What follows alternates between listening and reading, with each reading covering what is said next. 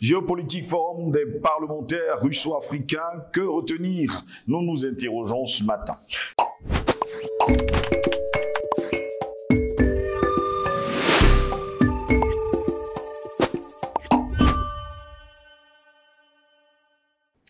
Mesdames, Messieurs, bonjour, très heureux de vous retrouver sur Panafricaniste TV, la chaîne de télévision des panafricanistes, cette chaîne qui vous apporte le meilleur de l'information sur un plateau d'or. Bienvenue à toutes et à tous à cette autre émission de Parole panafricaniste. Les 19 et 20 mars dernier, une quarantaine de délégations africaines se sont rendues à Moscou en amont du sommet Russie-Afrique prévu en juillet prochain à Saint-Pétersbourg pour discuter coopération et lutte contre l'influence des anciennes puissances coloniale. Le président russe Vladimir Poutine s'exprimant lors de la conférence parlementaire Russie-Afrique dans un monde multipolaire a déclaré que la Russie continuerait à faire de la coopération avec les pays africains l'une des priorités de sa politique étrangère. Il dit, je cite, « Notre pays a toujours considéré la coopération avec les États africains comme une priorité. » Eh bien, c'est l'une des priorités constantes de la politique étrangère russe, a-t-il ajouté.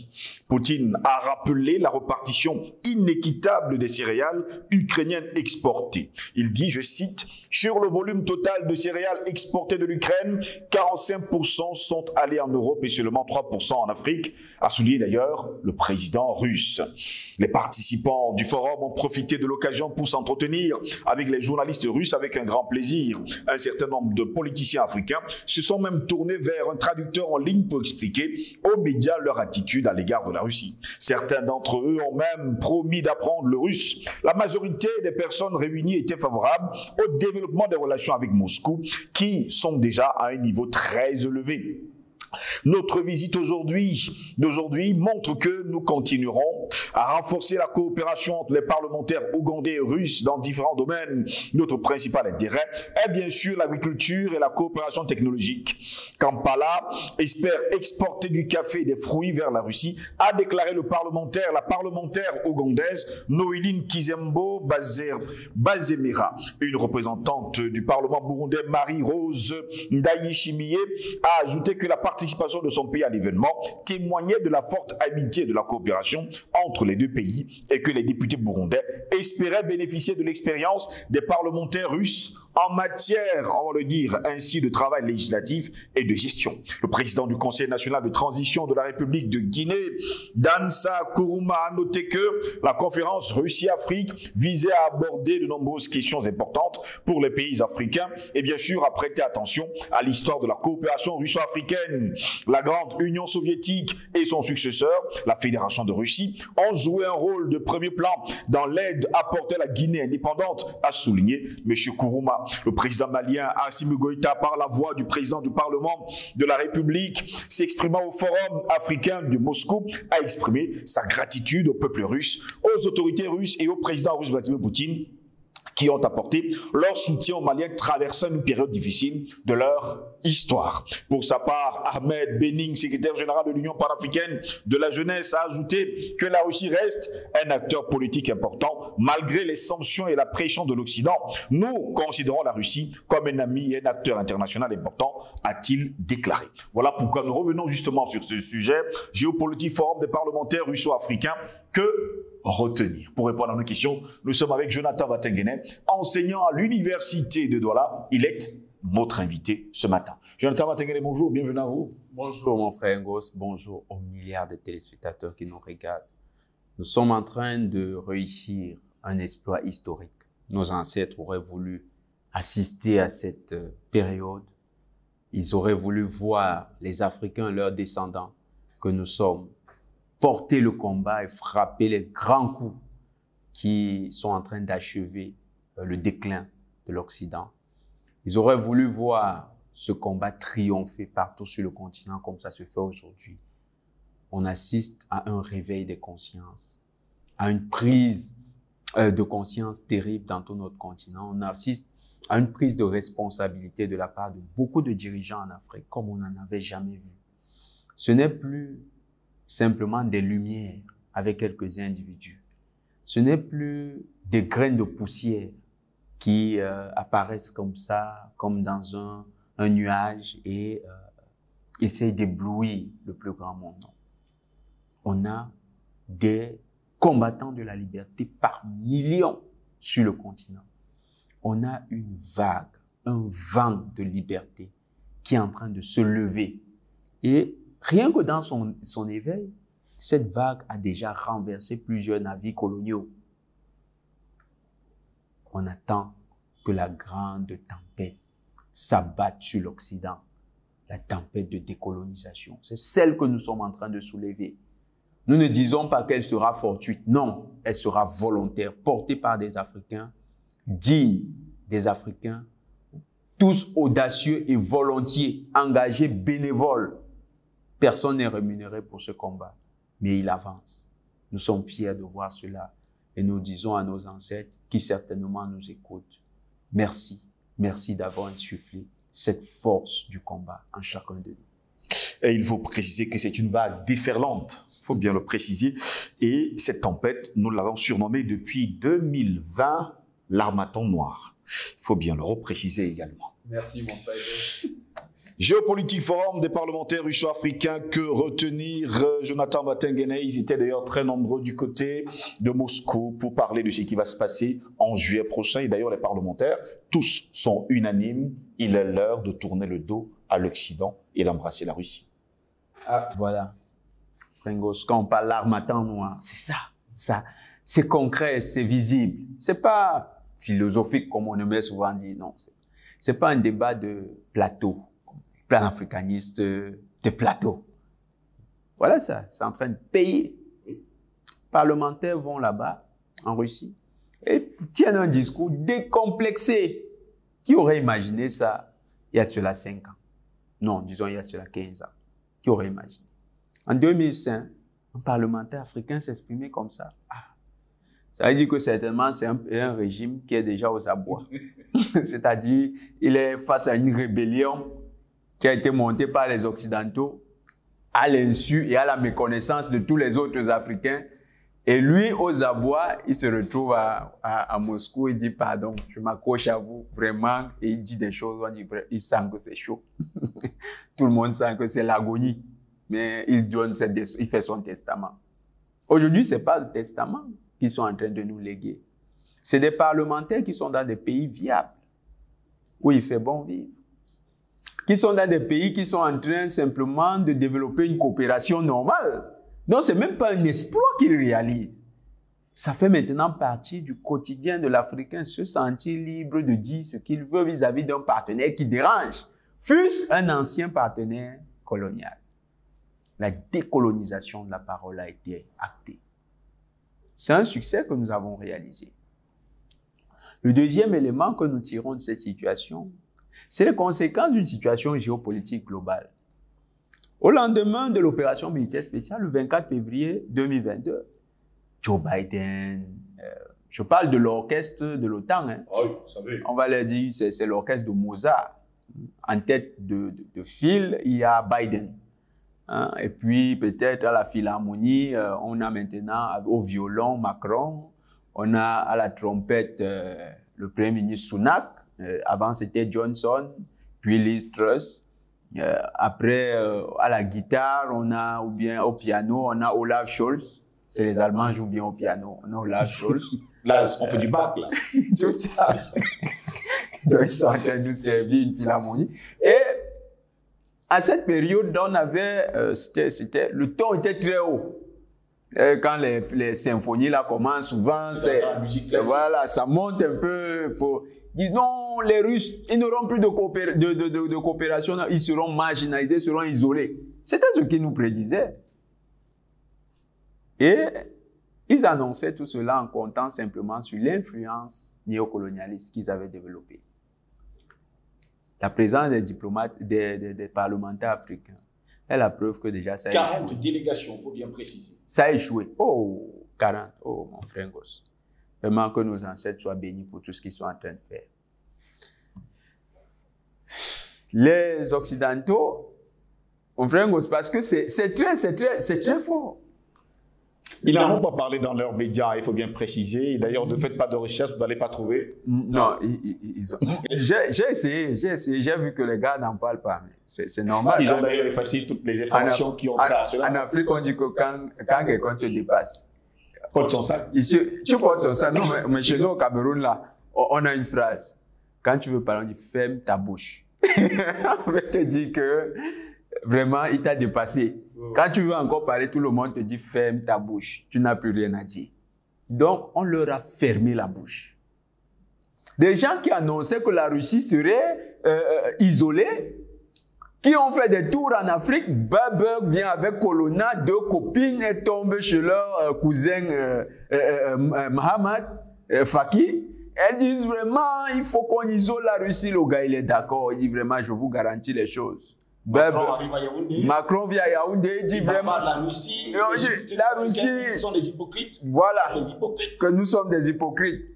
Et le président Paul Biya le regarde, il lui dit, vraiment, nous, on a d'autres priorités. Discutons de ces priorités. Il quitte au Cameroun, il va au Bénin, il injure, il dit, au Bénin, il croyait alors que là-bas, c'est Sakou, quoi. Il se déploie, il se montre arrogant. Macron part. Biden envoie Nolan. Parce que lui, je comprends. Biden, nous, on a les gris-gris. On assume ça. Biden déjà oublie même, il oublie qu'il avait Macron parfois, il se retourne, il veut partir. C'est Macron qui le retient par la main. Il a failli créer une 3e guerre mondiale.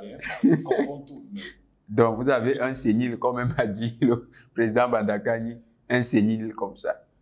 S'il vient en Afrique, il sait que s'il arrive à l'aéroport, nous on peut lui lancer un sort, de telle sorte que au sortir de l'aéroport, il se déshabille. Donc, évitant de telles situations, il reste aux États-Unis, il nous envoie toujours ses représentants.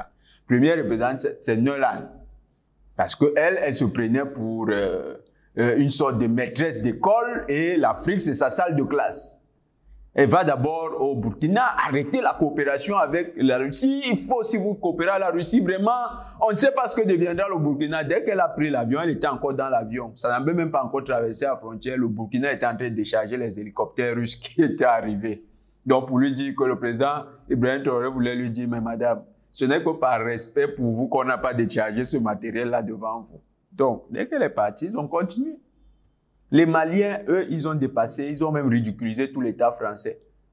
Le reste, ils sont dépassés. Les Africains ont continué la coopération avec les Russes. Pour une fois, nous devons acclamer nos dirigeants. Pour ça, nous avons montré aux Occidentaux qu'ils ne peuvent pas nous dicter nos partenariats internationaux. Ils ne peuvent pas nous dicter avec quels peuvent collaborer. Nous sommes libres et nous choisissons librement nos partenaires. C'est pour ça que le Mali a dit la France n'est plus mon partenaire sécuritaire. En matière de coopération sécuritaire, on ne veut plus de vous. Quittez le territoire. Les Burkinabés ont dit quittez le territoire. C'est comme ça que ça va se faire bientôt au Niger. Vous savez que mon frère Ngoz au Niger, c'est le dossier le plus brûlant actuellement. Actuellement, oui. Les militaires nigériens, on vient de limoger le chef d'état-major parce qu'il est allé au Mali. Si la modalité aller au Mali et chercher véritablement la sécurité du Niger est un péché, nous demandons aux Nigériens de devenir des pécheurs. Il faut que le pays devienne le péché. On va enlever les anges de la mort qui sont là. Tous ces anges de la mort, le temps et tout ça. Donc, on a choisi nos partenaires. On est resté dans la coopération avec la Russie. La Russie continue d'être fréquentable. L'Occident a échoué à dicter ses volontés néocolonialistes à l'Afrique, à imposer sa vision néocolonialiste du monde vis-à-vis de la Russie. Et vous voyez, mon frère Ngoz, quand ça se faisait avec la Chine, vous savez pourquoi les Occidentaux n'en parlent pas avec les Africains? C'est parce que la défaite est cuisante. Ça n'a pas le même retentissement qu'avec les Chinois, les Indiens ou les autres. Non. Ils savaient que les Indiens, les Chinois et les autres leur tiendraient tête. Ce qu'ils ne savaient pas, c'est que nous, Africains, allions exactement leur tenir tête et prendre nos responsabilités dans ce conflit qu'ils ont avec la Russie en continuant de fréquenter la Russie. Pourtant, les États-Unis avaient, on le dit comment, promulgué des lois défendant aux pays africains de commercer ou alors d'avoir des relations avec la Russie. Ils peuvent prendre les lois qui les arrangent. Et c'était ça l'objectif. nous empêcher, nous, d'exercer notre souveraineté au plan mondial. C'était ça l'objectif. Les Occidentaux n'ont pas le courage d'écrire ça sur leur papier parce que, mon frère Gosse, en vérité, si les Occidentaux, cette actualité continue de faire du bruit, normalement, ils doivent aller se cacher. Mon frère Gosse, c'est symptomatique de quelque chose. L'Occident a gradualisé l'humanité. L'Occident considère que si les Chinois collaborent avec les Russes, c'est normal. C'est des êtres libres. Si les Latino-Américains collaborent avec les Russes, c'est des êtres libres. Si les Moyen-Orientaux collaborent avec les Russes, c'est des êtres libres. Mais les Africains, c'est des esclaves. Ils n'en parlent pas parce qu'ils considèrent que ce n'est pas ceux-là qui peuvent nous dépasser. Ceux-ci, même les... Vous connaissez l'expression au Cameroun, on aime souvent dire, même toi. Donc, ils se disent, même eux, ils croient que nous sommes leur propriété. Dans l'impérialisme, l'Occident, le bloc de l'OTAN, considère que l'Afrique, c'est une propriété particulière. Donc nous discutons avec les Russes, ils disent à leur population, ils disent, ne mettez pas ça dans les journaux. Leur cas, on va le régler. Parce que nous sommes un cas à part. L'Occident a tellement nié l'humanité de l'Africain que l'Occident politique y croit fortement. Et la politique occidentale étrangère a gradé deux impérialismes. Un impérialisme mondialiste vis-à-vis des pays qu'il considère comme étant des pays libres, et un impérialisme particulier pour des pays qu'ils considèrent comme étant la sous-humanité, l'Afrique. C'est à ce niveau qu'eux, ils nous situent. Voilà pourquoi ils n'en parlent pas. Ils considèrent que ces gens, nous allons les frapper dessus. Voilà ce qui est dans leur tête. C'est pourquoi pour nous, Africains, au-delà de continuer la collaboration avec les Russes, nous avons un défi historique à relever. Nous ne pouvons plus rester des pays qui sont des réceptacles des bienfaits de la coopération internationale. Nous devons être les constructeurs, les moteurs du nouveau monde. Nous devons être doublés de cette ambition. Les peuples africains ne peuvent pas se laisser regarder comme étant des animaux dans un enclos. Nous devons sortir de cette vision. En fait, nous devons décoloniser le monde. Parce que même dans la collaboration avec les autres, cette perception qu'ont les Occidentaux de nous influence la perception que ces autres ont de nous. Parce qu'on reste toujours dans le modèle Russie-Afrique, Chine-Afrique. Bientôt, ce sera Brésil-Afrique. Or, le Brésil est dans la même organisation avec l'Afrique du Sud. Donc, un jour, si l'Afrique du Sud même était excentrée du continent, on aurait eu un sommet Afrique du Sud, Afrique. C'est ça la vision. Ces animaux dans un enclos devons sortir de cette vision. Le monde géopolitique dans lequel on est réputé multilatéraliste. Et puisqu'il est multilatéraliste, nous devons faire attention aux signaux qui sont envoyés de l'extérieur dans notre rapport aux autres. Nous avons réussi à briser un certain nombre de barrières. Maintenant, il nous faut nous imposer dans ce monde. Non plus comme des agents collatéraux des relations internationales, mais comme des acteurs majeurs et principaux des relations internationales. Nous ne parlons pas là des États africains parce que quand ils le disent, c'est de manière un peu... On parle de l'Afrique comme si c'était un pays. Oui. Alors que c'est un continent, et le plus grand continent sur Terre, le plus vieux d'ailleurs. Et qui n'est même pas respecté. Mais on nous parle de l'Europe comme le vieux continent. Oh, l'Europe n'est même pas un continent. Moi, je ne sais pas pourquoi on a avili. Il n'y a pas 5 continents sur la Terre. Il n'y en a que 4. On le sait. L'Europe n'est pas un continent. Il n'y a que les... Il n'y a que les... De 5 à 6, vous imaginez, tous les jours, on grandit. Hein. Il n'y a que... On sera même 5. On va revenir à 5. Il n'y a qu'un continent là-bas. C'est l'Eurasie. Et il n'y a que les Russes qui ont compris ça. Ce continent s'appelle l'Eurasie. On nous a dit qu'un continent, c'est une bande de terre qui est encerclée de mer, qui est limitée de part et d'autre par la mer. Donc, l'Europe a la mer où? Il n'y a pas la chaîne du Caucase qui est liée à l'Asie. Mais pourquoi ils nous mentent? C'est l'Eurasie, c'est une seule, et c'est une seule plaque continentale. Donc même dans leur tectonique, ils se trompent. Moi, je ne peux plus considérer qu'il y a une Europe. Il y a l'Eurasie qui existe.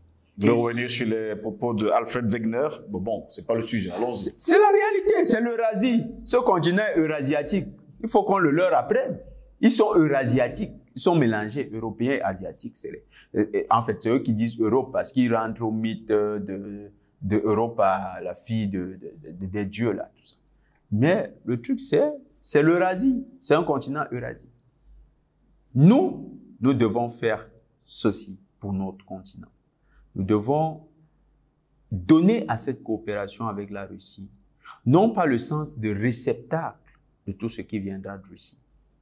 Nous devons construire, c'est pourquoi les autorités maliennes, les autorités burkinabées, nous les encourageons à développer une industrie locale.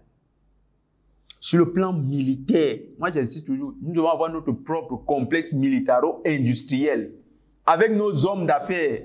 D'ailleurs, les hommes d'affaires là, pour donner un petit schéma à nos chefs d'État, les hommes d'affaires dans le complexe militaro-industriel ne sont pas les hommes comme moi et M. Ngos. Non, c'est un militaire. Les hommes d'affaires ou bien les BAMSELAM que nous avons? Les BAMSELAM là, on ne va plus faire avec eux. On va les laisser, ils ont encore quelques années et puis on va migrer.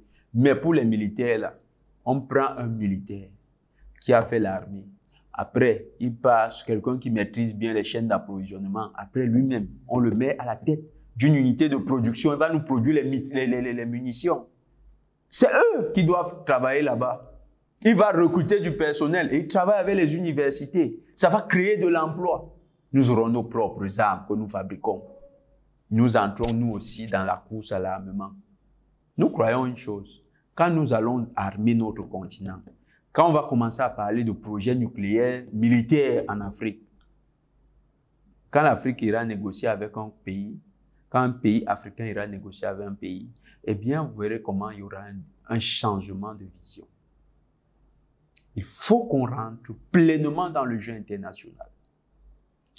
Et le jeu international, malheureusement, est fait d'hommes violents. Pour l'instant, nous sommes gentils, nous sommes un distributeur de bons points. Nous sommes très gentils.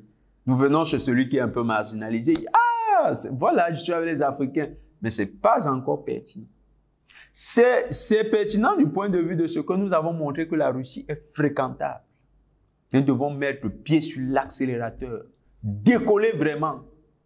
Il est donc prévu justement ce forum en juillet prochain. 40 délégations étaient déjà ces derniers jours du 19 au 20 mars dernier du côté de Moscou. Est-ce à dire tout simplement que cela présage que presque tous les pays africains pourraient participer à ce forum Afrique-Russie?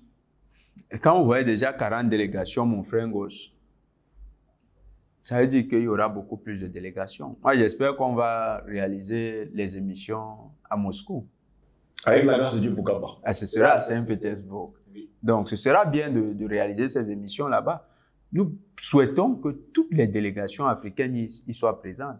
Bien sûr, nous savons que les délégations comme peut-être la Côte d'Ivoire, mais j'ai appris que Ouattara veut se déplacer pour aller En Russie? en Russie. Bon, je ne suis pas au courant, je prends pas ça pour une information pour l'instant. Voilà, donc nous savons que des pays comme ça peuvent traîner le pas. D'autres peuvent. Mais il faut noter une chose. Notre travail, mon frère Ngos, même ceux qui sont officiellement en train de s'opposer à nous sur le continent, même Bazoum là, l'arbin de la France-Afrique, Je suis sûr qu'à la fin des émissions, quand il les regarde, il se dit, qu'est-ce qui m'empêche de franchir le pas? Ils ont conscience que ce que nous disons est vrai. Ils ont conscience que ce que nous voulons pour l'Afrique est le projet salutaire pour notre continent. Mais non, ils ont parfois peur. Nous espérons que beaucoup vont pouvoir profiter de cette opportunité d'aller à Moscou pour essayer de voir comment ça franchit. Et vous pensez que les gens comme Alassane Draman Ouattara, Bazoum et les autres pourraient aller du côté de Moscou? Alors, Saint-Pétersbourg cette fois-ci. À Saint-Pétersbourg, certains peuvent. Vous savez, on a vu quand même Embalo aller à Moscou. Oui. Ce n'est pas des gens qui ont beaucoup de convictions. Voilà, il veut l'argent. Lui, c'est l'argent. Embalo, lui, c'est l'argent. Il faut dire les choses clairement. Embalo, lui, il sait que quand le chef d'État va dans un pays et il rend visite, après, on lui donne quand même de l'argent. Il prend de l'argent, on ne sait pas ce qu'il fait avec dans son pays, mais j'ai appris qu'il développe quand même des petites cités là-bas. Peut-être ça lui sert à faire ça. Mais lui, c'est son business model. C'est rendre le plus de visites à l'extérieur. C'est son business model. Mais maintenant, est-ce qu'il y a une éthique de conviction derrière? Non. Et ce n'est pas africain. Cette manière d'agir, ce n'est pas africain. Il n'y a pas d'éthique de conviction. Il n'y a pas un modèle viable pour son peuple. Si votre enfant retient de vous que M. Ngo, c'est quelqu'un qui fréquente et les prostituées, les bandits et les... Simplement, si chacun peut lui donner 1000 francs, ou bien une certaine somme pour survivre, votre enfant retient de vous que vous n'avez aucun principe. Votre seul principe, c'est avoir l'argent. Et votre enfant devient par excellence ce même modèle-là. Sur le plan moral, il y aura beaucoup à redire de cet enfant dans quelques années. Parce qu'il n'a pas eu les cadres qui structurent sa vision, qui structurent son existence. Et il va être quelqu'un qui est porté, ballotté par les vents de la vie simplement pour de l'argent. Et il sera entraîné dans des situations qui sont répréhensibles. C'est ce que M. Embalo donne comme modèle. Et c'est ce que beaucoup de chefs d'État france-africains donnent comme modèle. Les gens comme les Ouattara, ils se disent, le vent est en train de souffler en faveur des Maliens, des Russes. Il faut que j'aille aussi là-bas. Pour lui, c'est le sens du vent qui l'oriente. Mais il n'y a pas un principe directeur, une vision derrière. Il ne voit pas la Côte d'Ivoire comme un pays qui doit rayonner à partir d'un idéal social, politique, idéologique. Il voit simplement M. Ouattara, comment est-ce qu'il doit survivre politiquement au sein de la Côte d'Ivoire. C'est une vision nombriliste. Mais c'est nombriliste exactement comme la vision occidentale, qui elle-même est très nombriliste, basée sur un individualisme à outrance. C'est ça leur modèle de vision. Et l'Occident fabrique des gens sans conviction. Les gens sans conviction n'ont aucune vision et vivent simplement comme la vie. Quelque chose de bon pourrait venir du côté de Saint-Pétersbourg en juillet prochain. Sortons rapidement en quelques secondes. Oui, quelque chose de bon peut sortir de là. Nous ne parlons pas d'une résolution des pays africains qui serait un engagement à se fixer un cap d'aide ou d'entraide. Non. Surtout l'Afrique. Pour nous, panafricains, nous ne voulons plus entendre parler du mot aide. Nous ne voulons plus de ça. La Russie, on a suivi les discours du président Poutine, il dit il faudra aider les pays qui sont menacés de famine. Excellence, président Poutine. Il n'y a aucun pays africain qui pleure de famine. Dans nos pays, nous avons suffisamment de ressources. Nous avons des terres arables. Ce dont nous avons besoin, ce n'est pas d'une aide, c'est d'une coopération. C'est-à-dire opérer ensemble. Oui. Dans ce cadre.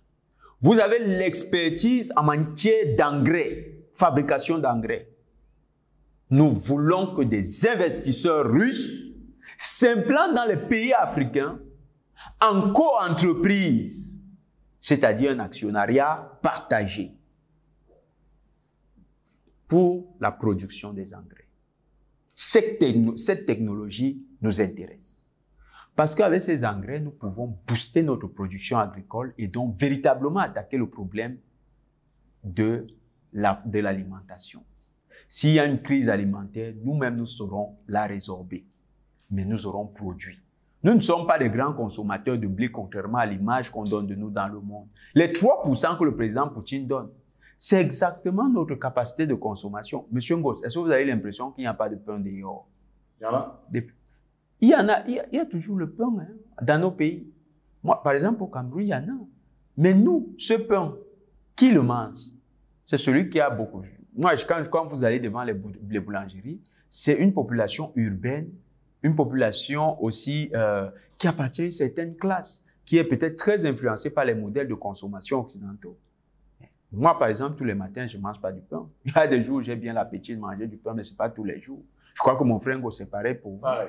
Voilà. Donc, mais nous avons l'habitude de manger, par exemple, nous les Bantous, on a l'habitude de manger du manioc, du plantain, du macabo. Très tôt le matin, il faut bien préciser. Très tôt le matin, on nous chauffe ça dans un bon bouillon avec de la viande de brousse. Et ça fait notre petit déjeuner. Une avec du manioc bien chauffé voilà. sur le charbon, je pense que c'est effectivement. extraordinaire. Nous avons nos modèles alimentaires à valoriser également. Donc nous ne pouvons pas dire au président Poutine, la solution serait qu'on nous envoie du blé. Non, ça c'est pour une petite couche de la population. La grande partie de la population Pour les Français africains dans tous les cas.